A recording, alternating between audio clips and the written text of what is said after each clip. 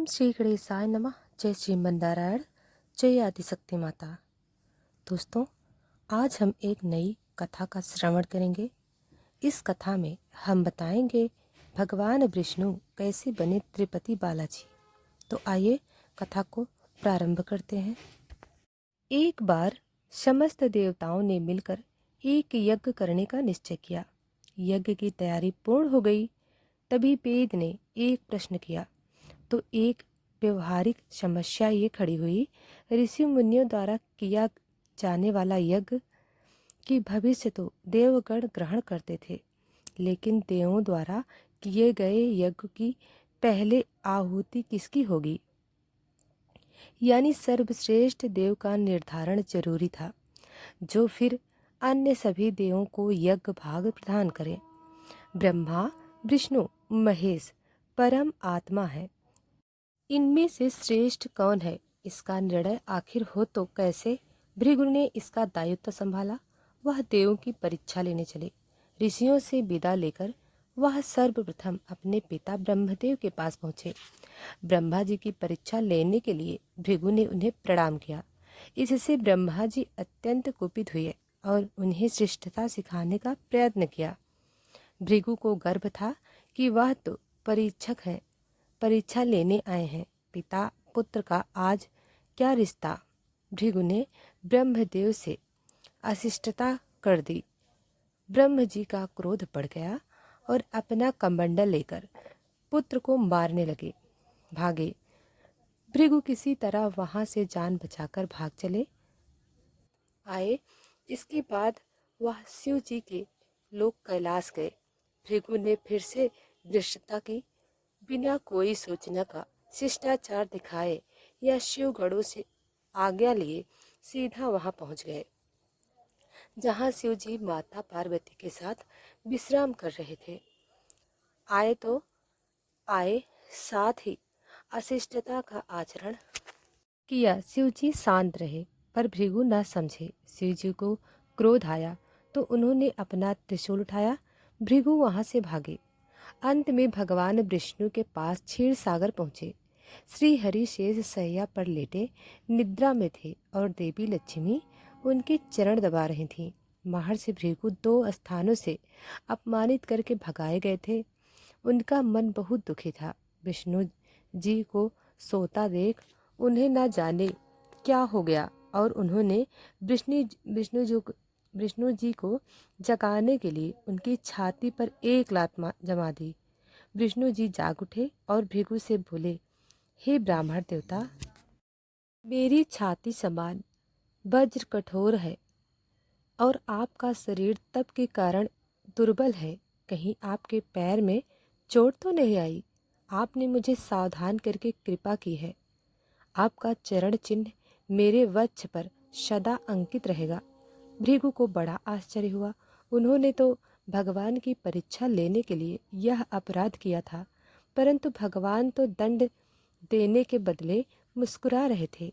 उन्होंने निश्चय किया कि श्री हरि जैसी विनम्रता किसी में नहीं। वास्तव में विष्णु ही सबसे बड़े देवता हैं। लौट करके उन्होंने सभी ऋषियों को पूरी घटना सुनाई।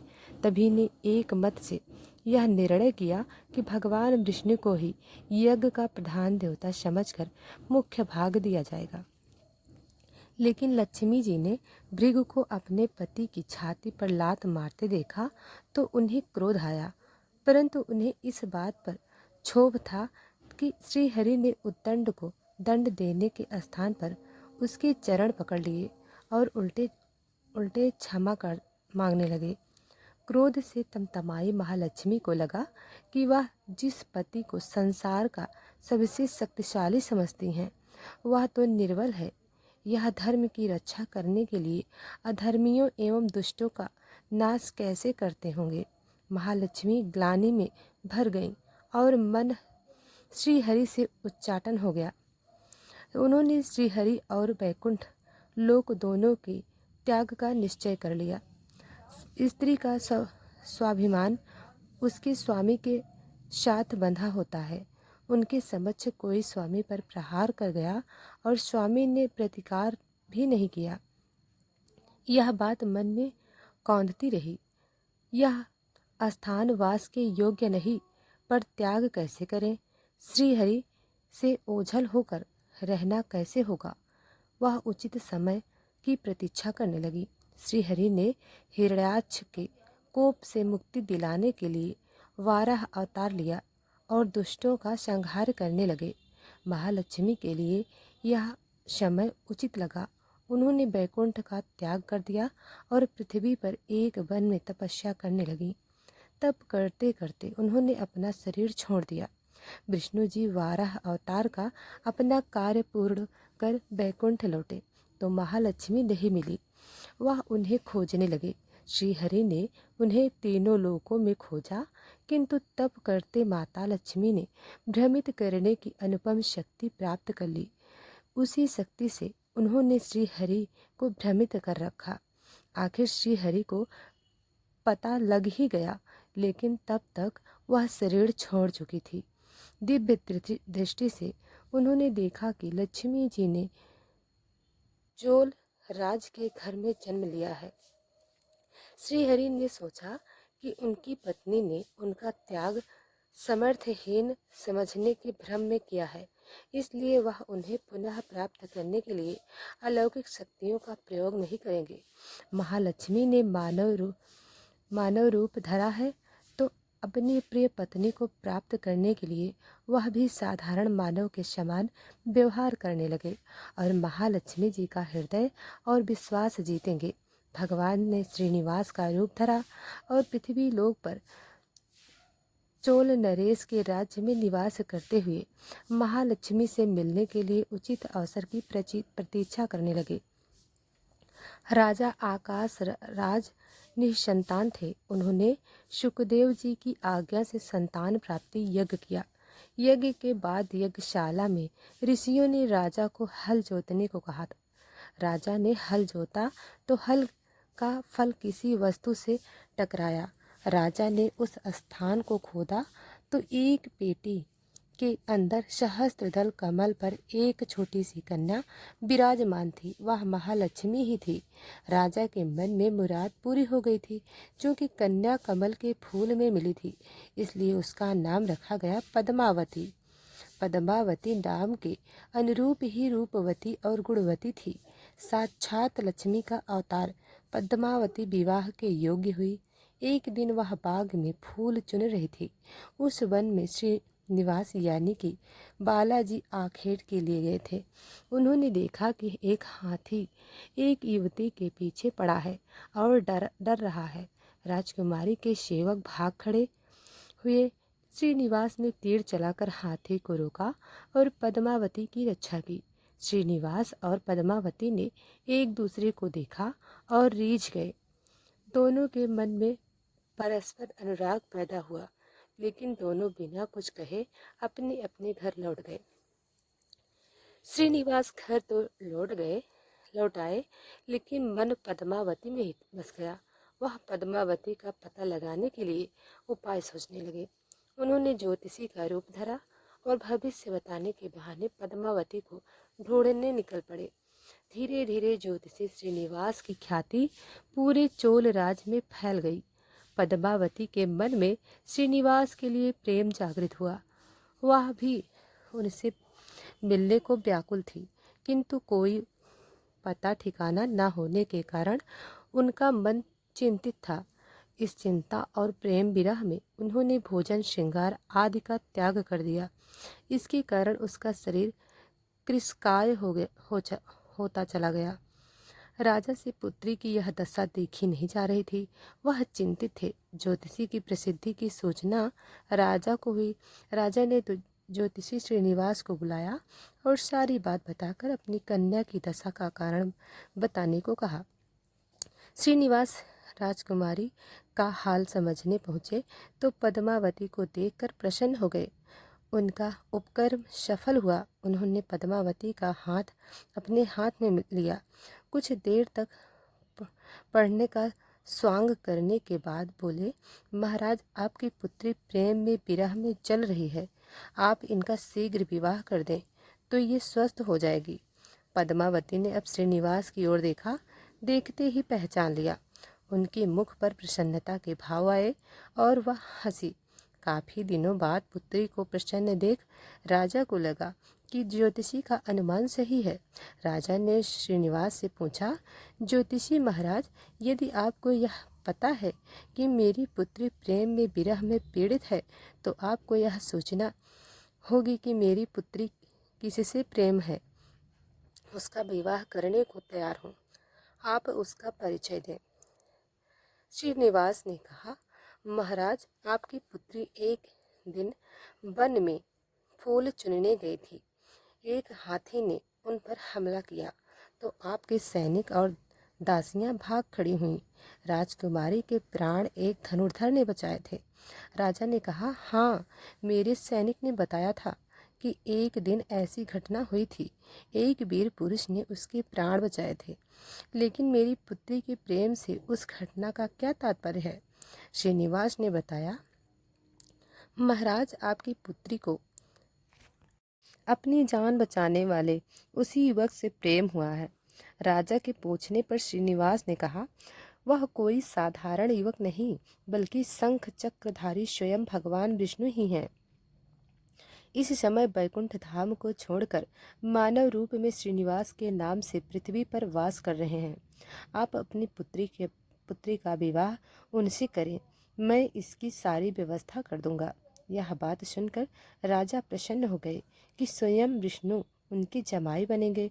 श्रीनिवास और पद्मावती का विवाह तय हो गया। श्रीनिवास रूप में श्री हरि ने शुकदेव के माध्यम से समस्त देवी देवताओं को अपने विवाह की सूचना भिजवा दी। शुकदेव की सूचना से सभी देवी देवता अत्यंत प्रसन्न हुए।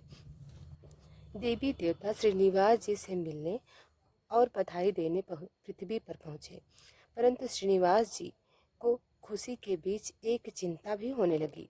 देवताओं ने पूछा, भगवान, संसार की चिंता हरने वाले, आप इस उत्सव के मौके पर इतने चिंतातुर क्यों हैं? श्रीनिवास जी ने कहा, चिंता की बात तो ही है। धन का अभाव, महालक्ष्मी ने मुझे त्याग दिया, इस कारण धनहीन हो चुका हूँ। स्वयं महालक्ष्मी ने तब से शरीर त्याग मानव रूप लिया है और पिछली स्मृतियों को गुप्त कर लिया है। इस कारण उन्हें यह सूचना नहीं है कि वह महालक्ष्मी का स्वरूप है।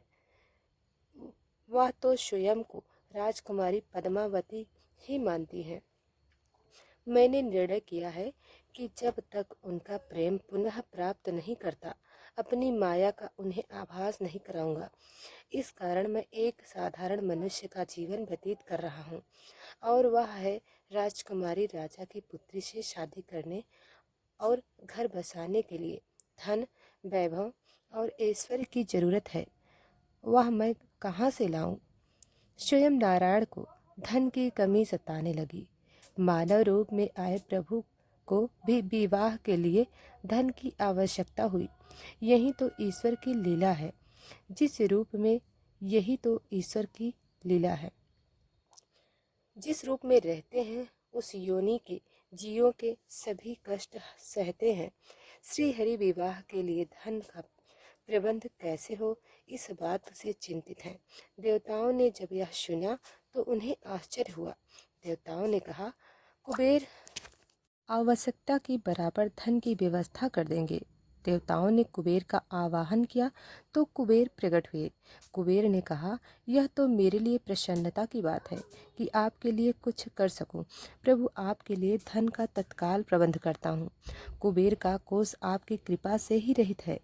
श्री हरि ने कुबेर से कहा, यक्षराज कुबेर, आपको भगवान भोलेनाथ ने जगत और देवताओं के धन की रक्षा का दायित्व सौंपा है। उसमें से धन मैं अपनी आवश्यकता के हिसाब से लूँगा।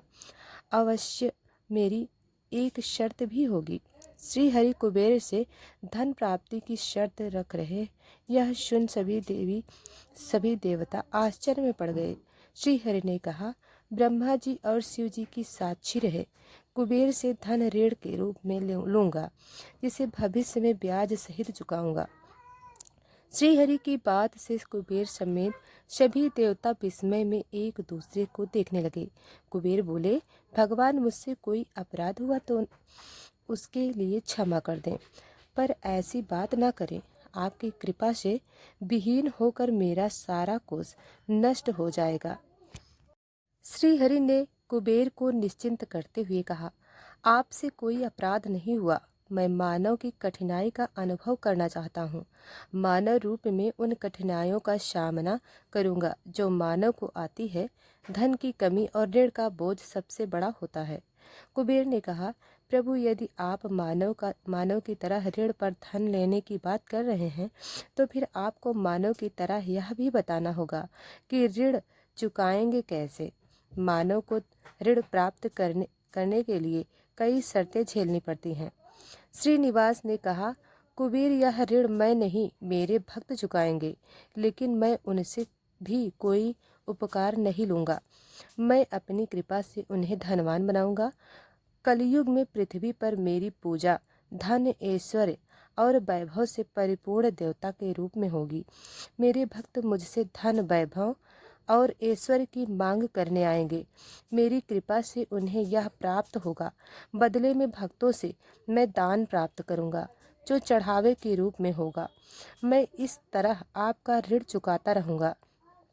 कुबेर ने कहा, भगवान, कलयुग में मानव जाति धन के विषय में बहुत विश्वास के योग्य नहीं रहेगी। उन पर आवश्यकता से अधिक विश्वास करना उचित नहीं होगा। श्रीनिवास जी बोले, शरीर त्यागने के बाद तिरुपति के तिरुमाला पर्वत पर बालाजी के नाम से लोग मेरी पूजा करेंगे। मेरे भक्तों की अटूट श्रद्धा होगी। वह मेरे आशीर्वाद से प्राप्त धन में मेरा हिस्सा रखेंगे। इस रिश्ते में ना कोई दाता है और ना कोई याचक।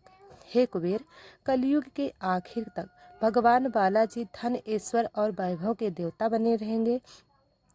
मैं अपने भक्तों को धन से परिपूर्ण करूंगा, तो मेरे भक्त दान से न केवल मेरे प्रति अपना ऋण उतारेंगे, बल्कि मेरा ऋण उतारने में भी मदद करेंगे। इस तरह कलयुग की समाप्ति के बाद आपका मूलधन लौटा दूंगा। कुबेर ने श्री हरि द्वारा भक्त और भगवान के बीच एक ऐसे रिश्ते की बात सुनकर उन्हें प्रणाम किया और धन का प्रबंध कर दिया। भगवान श्रीनिवास और कुबेर के बीच हुए समझौते के साक्षी स्वयं ब्रह्मा और शिव जी हैं। दोनों वृक्ष रूप में साक्षी बन गए। आज भी पुष्पकरणी तीर्थ के किनारे ब्रह्मा और शिव जी बरगद के पेड़ के रूप में साक्षी बनकर खड़े हैं। ऐसा कहा जाता है कि निर्माण कार्य के लिए स्थान बनाने के लिए इन दोनों पेड़ों को जब काटा जाने लगा तो उनमें से खून की धारा फूट पड़ी। पेड़ काटना बंद करके उसकी देवता की तरह पूजा होने लगी। इस तरह भगवान श्रीनिवास यानी बालाजी और पद्मावती यानी कि माता महालक्ष्मी का विवाह पूरे धूमधाम से हुआ, जिसमें सभी देवगण पधारे। भक्त मंदिर में दान देकर भगवान पर चढ़ा ऋण उतर रहे हैं, जो कलयुग के अंत तक जारी रहेगा। ऐसी ही और कथा सुनने के लिए वीडियो को लाइक और चैनल को सब्सक्राइब करें। धन्यवाद। कमेंट में जय श्री हरि जरूर लिखें।